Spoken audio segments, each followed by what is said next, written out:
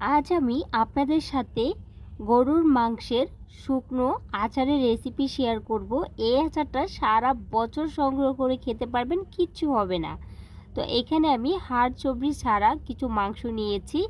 প্রথমে দিয়ে দিয়েছি কিছুটা পরিমাণে লবণ, হাফ চা চামচের মতো দিয়েছি হলুদের গুঁড়ো, হাফ চা চামচ দিয়েছি লাল মরিচের গুঁড়া, আর 1 টেবিল চামচ ভর্তি করে দিয়ে দিয়েছি আদা রসুন বাটা, হাফ চা চামচ দিয়ে দিয়েছি জিরার গুঁড়া। এখন সব কিছু দেওয়া হয়ে গেলে হাত দিয়ে খুব ভালো করে মাংসটাকে মেখে নিচ্ছি। এখানে আমি 1 পোর মতো মাংস নিয়েছি, আপনারা চাইলে কম বেশি করতে পারেন।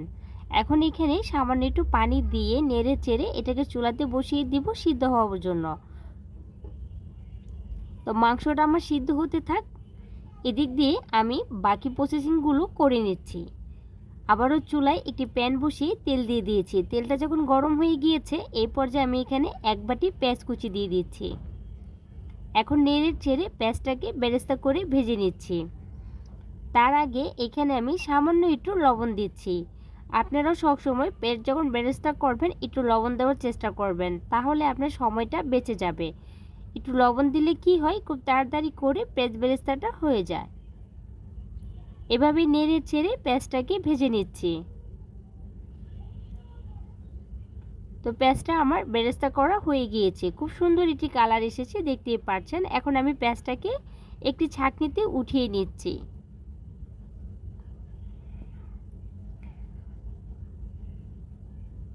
এখন আমি এখানে একই তেলের ভিতরে দিয়ে দিচ্ছি কিছুটা পরিমাণের রসুন কুচি। এখন রসুনটাকেও আমি বেরেস্তা করে নিব।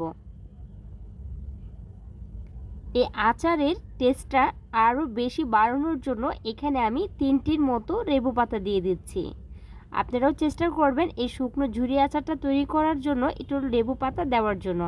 আর যদি লেবুর পাতা সংগ্রহ নাই করতে পারেন তাহলে একটু লেবুর রস হলো উপরে দিয়ে দেবেন, খেতে কিন্তু অনেক বেশি ভালো লাগে। এখন যে মাংসটা আমার সিদ্ধ করা হয়ে গিয়েছে, এখন একই তেলে মাংসটাকেও দিয়ে দিচ্ছি। দিয়ে এভাবে নেড়ে চেড়ে মাংসটাকে ভেজে নিব। এখন এই মাংসের উপরে দিয়ে দিচ্ছি দারচিনি, এলাচ, লবঙ্গ, কালো গোলমরিচের সব কিছু মিক্স করে আমি একটি পাউডার তৈরি করেছি। সেই এখান থেকে হাফ চা চামচের মতো সব কিছু ফাঁকি দিয়ে দিয়েছি। যেহেতু সিদ্ধ করার সময় আমি এটা দেইনি, এর জন্য এখনই দিয়ে দিচ্ছি। এখন মাংসটাকে ভেজে নিয়েছি, এখন আবারও মাংসটাকে একটি ছাঁকনিতে উঠিয়ে নিচ্ছি। এখন একটি মিক্সিং জালে দিয়ে মাংসটাকে আমি আধা ভাঙ্গা করে নিব।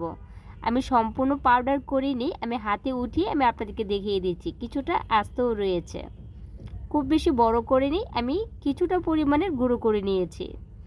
এখন প্রথমে দিয়ে দিচ্ছি পেঁয়াজ যে বেরেস্তা করে রেখেছিলাম পেঁয়াজ বেরেস্তাটা, তারপরে যে রসুন আর লেবু পাতা ভেজে রেখেছিলাম এগুলো দিয়ে দিচ্ছি।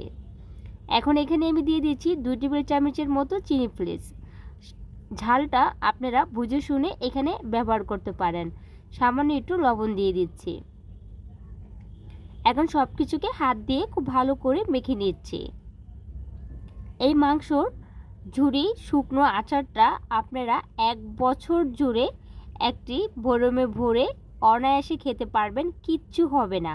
দেখেন মাশাআল্লাহ কি সুন্দর একটি কালার এসেছে। গরম গরম ভাতের সাথে আর কিচ্ছু লাগবে না, এটা হলেই যথেষ্ট। তো যদি ভিডিওটি দেখার পরে ভালো লাগে প্লিজ একটি লাইক করে দিবেন, আর সম্পূর্ণ ভিডিও দেখার অনুরোধ রইল। আজকের ভিডিওটি এই পর্যন্ত, আল্লাহ হাফেজ।